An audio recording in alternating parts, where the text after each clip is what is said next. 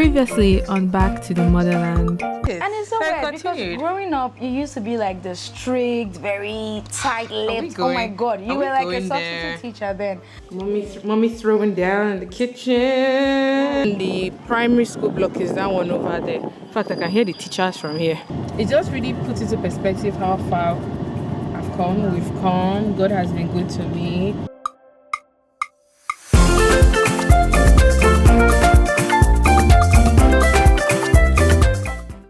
How do you feel? Good. Why are you smiling? What's up, guys? Welcome back to the vlog. This is my sweet mother. Please, if she's shy, it's because she hasn't done this before, but I was persistent. I wanted to get her on the channel. I asked you guys to send me some questions on Instagram. I will go quite a few, but I think we'll just answer like five or six. What do you think? Problem. No problem? You know you can speak out more. No problem. Well, would you like to introduce yourself to the K-Divas? Hello, K-Divas. I am Mrs. Patience Dumi Okpan, the mother to this beautiful and great lady. I'm happy to meet all of you all over the world. Aww. Thank you for honoring my invitation. We're in Ughelli. I came to visit, and I think moments like this I just want to capture so we can go back and watch and relive the experience. I even put on makeup for mom because she doesn't care for things like that. So a lot of effort has gone into this video, okay? So I have the questions here, and I'll just start. Are you ready? Okay. All right, so question number 1 is from Ingima_Wandia, and the question says, how did you cope with us choosing different career paths from what you wanted us to study? It was not easy at the beginning. You know, for us, the older generation, we were raised to believe that the traditional professional courses were more dignified. They were more like, that is where the big bucks are. Yes, so I had everything planned out for her. Even though at a younger age she wanted to become a doctor, so that was what I struggled and fought for her to study. But somehow things were not just falling into place. Even though she was really very intelligent and bright child, bright student. Even for the qualifying exams into university, for the first attempt, she was with flying colors. But somehow it didn't just work out. And personally, as a parent, I was so disappointed. So even when she was admitted to study microbiology, for me it was just like, okay, this is a gap for you to you go. After now, you remember I used to visit you in Uniben to see how we can switch. Then I think by year 2 you wrote the JAMB exam again and you were admitted to study optometry. Oh yeah, that actually happened. That's true. But so it was not the debate of should I finish microbiology or should I switch to optometry, which is like. But you were not impressed. You were not ready. You didn't like the idea of studying, because I think you had a friend who was in optometry that was not finding things easy. Your own was like either medicine or nothing. And then the other admission you had in Delso, I don't know, something happened to scuttle it. So at that point, I was really, as a parent, I was disappointed. Well, look at us today. That's nice. That's life. Oh. It never really goes the way you want it to be, but God somehow directs you onto like your path or your destiny or purpose. So, but do you feel proud of what I've done? Of course. I am now even, I now preach to parents that what you study really does not matter, but what you do with what you have studied, regardless of whether it is medicine, pharmacy, or law. Because her younger sister too, I succeeded in encouraging her to graduate in law, but today she's in business. You know, the other day when we went to your primary school, the HR man, there was like, is it possible that you actually chose that path for her? And I had to like own up, because I remember the day where we went to write the qualifying exam. You could see that the little girl was not happy. She, as a business person, she see that she's in a happier place. A lot more satisfied and content. Satisfied. You can really tell, because in our discussions, that even as a law student, she had very low self-esteem, that she was not sure of who she was. And when she told me that, I was surprised, because naturally, you know, she's very intelligent and smart. They are happy, and as a parent, I'm happy that they are happy and they are doing things in their different fields. So that's something that we need to like push out there to parents, to really be able to listen to these children, to follow their path. Next question here is from Ingima Wandia as well, and the question says, what kind of a kid was I growing up? Wow, she was... I'm surprised that now she's really calm, and maybe because age, because I remember you in the nursery school and the primary school, you were like... I was a wildling. Very... Everything, she did everything in school. She participated in everything. Yeah, I was everything, that kid. From cultural dance to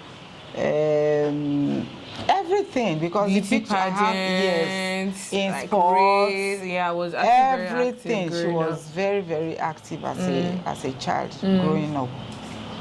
She was really, really, really, really, really restless and active. That's the right word, because she participated in everything in school. So was that like Ivana? Yes, but a bigger version. You know, Ivana is on the tiny side. Yeah. And because of the activity, you were really very you had these long arms, because I had long arms. That one that you wore, the cultural, this now with the hair tie. I didn't realize I had. So, but as a child, I had long arms for my body. They were, because they were very thin now.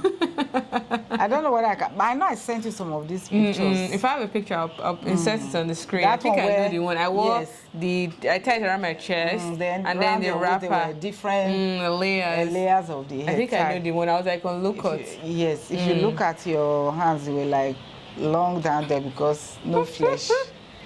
How does she feel that you married a foreigner? Wow. Are you going to start every answer with wow? How do I feel? At the beginning, shock. True. Because the original intention was for her go study and come home. There was at the back of my mind, I never really that thought didn't even come up that this girl could meet somebody that she will fall in love with. So eventually when she told me, I was like, I sent you to school. I did send you to, and then oh my God. A white boy. How are you going to cope with this person? Yeah. How would he? She didn't take it very well. I didn't take it well. That's for a fact. And then I remember, I think my turning point, Father Albert. Yeah. I told Father Albert, and it was like, he's a human being, mommy. So I was like, human being, all that, how many kilometers far away, and will the family accept you? And I had so many questions. I was really troubled. Then even one of our priests, Father Panachi, I told him, and he was like, so, because at that point it was like, okay, if she has to fall in love, let it be with a black person. So I said, I don't even mind whether it's Nigerian or just let the skin be black. But the answer he gave me was that, Mama, some of our boys that go over there, once they get there, they tear their admission letters and they enter the street. Leave all kinds of. And I was like, wow, is that true? Sadly, so that's, started shaping my mindset. And then, of course, even though I hadn't met George, talking with him on the phone and being so supportive of, because going to a foreign place, a far place, you need all the support. this young man was there for her, supporting her. Even this YouTube thing put her through, and even talking with him on the phone, I could sense that he was a very, very level-headed, kind individual. So even before I met him in person, I had already formed an opinion, and of course when they came for the traditional marriage, I knew I had gained a son. And then of course I must give credit to the family, the mom, the dad, the sister. You know, they are not like us with a large family. They welcomed my daughter with open arms. And then when they even came all the way from so far away for that marriage, they came at a time when we were planning an election and everywhere was really shaky, but You still came on. they came. I think was the day Buhari was to come to Warri, or was that yeah. It was From the day Lagos. he came. That was the day we Yes. arrived. Because I Yes. remember when we were driving to Warri, the army officials on the road, we even saw his plane at the airport when we landed. Lagos, No, in in Warri, Warri. okay. We saw it when we landed. So, I think the marriage of my daughter to a white person has, you know, my opinion has shifted a lot. They will still have good people in this world. The color of your skin does not matter. I even preach it.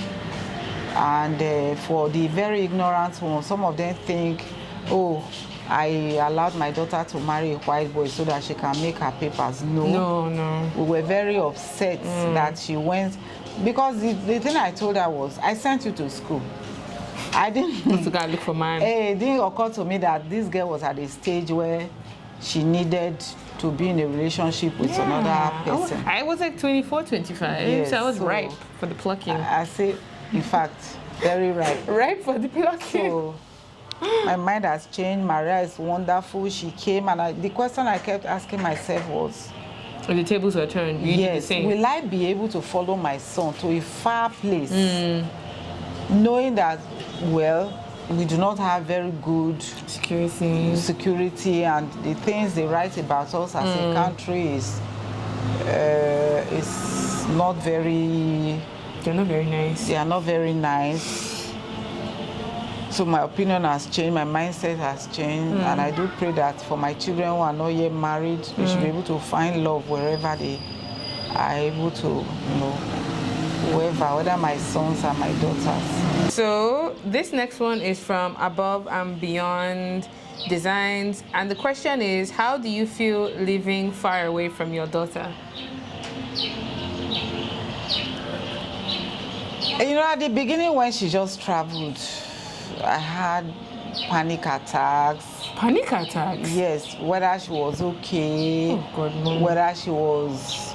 But I think what has helped me as a parent is this technology, this mobile phone. Keep in touch. To keep in touch. If you want to see you see how you do video calls. So it has really helped. You remember when you just when I was. She called me every day. Every day, some days, morning, afternoon, evening, especially when I just started dating George. Because then we moved in together, and that's something that in African homes they do not approve of. So she'll call me every day. Are you okay? Are you fine? I was like, Mom, I'm At that point too, I was not too sure of the tension of this boy, because I was like, I hope he's not going to take advantage of my daughter. And you remember I said, you will see me with the police at the doorstep, and he will laugh.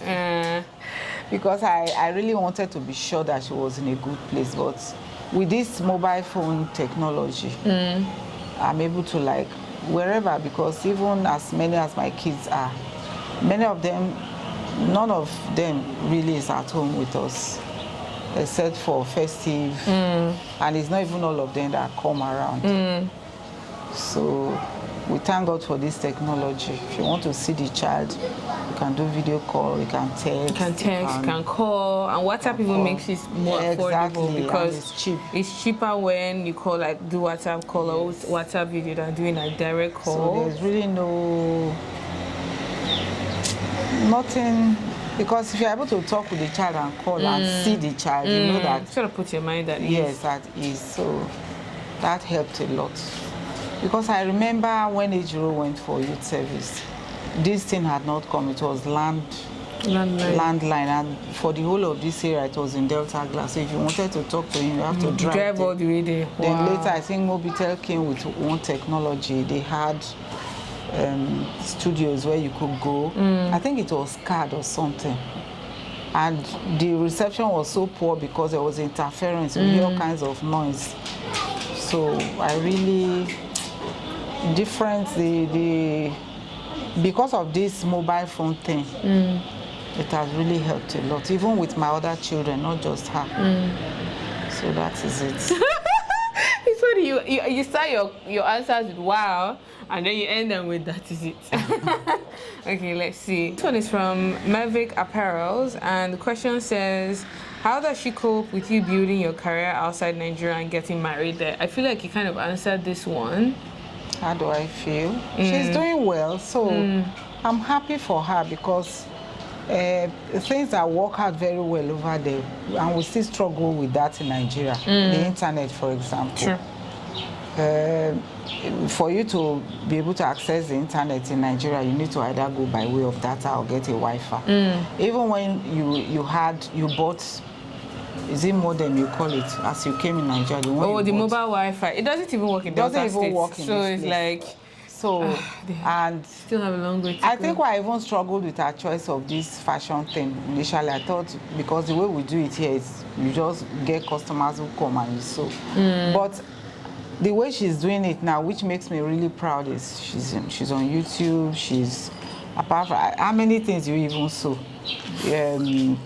apart from the YouTube, I think she designs courses. Yeah, online courses, digital products, online workshops. And you need good internet to be able to do that. So it's okay, there's no problem. I think what we may need to do is arrange visits. She has come now. So maybe when I'm on leave, I can also travel. But you come when I'm pregnant, right? Maybe when you have a baby. When I have a baby. You won't come before you have the... Yeah, you come before I have a baby. When you're about to, so that I can witness the birth. And you tell me how to take care of the baby. Of course, I'll teach you. Don't worry. See, was that so hard? We're done. Okay. But I told you to come and have the baby. No, I beg. Why? Hell no. To the no. So that is it, guys. I forgot to do a proper outro with my mom, and my mom's Q&A is the last video in this series. It should be 8 episodes, either more or less, but to be around 8 by the time everything is uploaded. And the last episode should go up, I see, like beginning or middle of May. But if you guys enjoyed watching this series, please let me know in the comment section down below. Give this video a thumbs up. If you haven't watched the other episodes, I'm going to sort of create a playlist so you can just like go from episode 1 all the way till the end and enjoy the travel diaries of like coming to Nigeria, going fabric shopping, going out with my siblings, having amazing food, and just reconnecting with my roots and my family here. Let me know your thoughts, any video suggestions and ideas as well. And I think it's be back to regular scheduling of tutorials and fashion and design type videos, but if anything else different comes up in the future, I'm always down to try it out. All right, until next time, have a good morning, afternoon and evening wherever you are. Bye.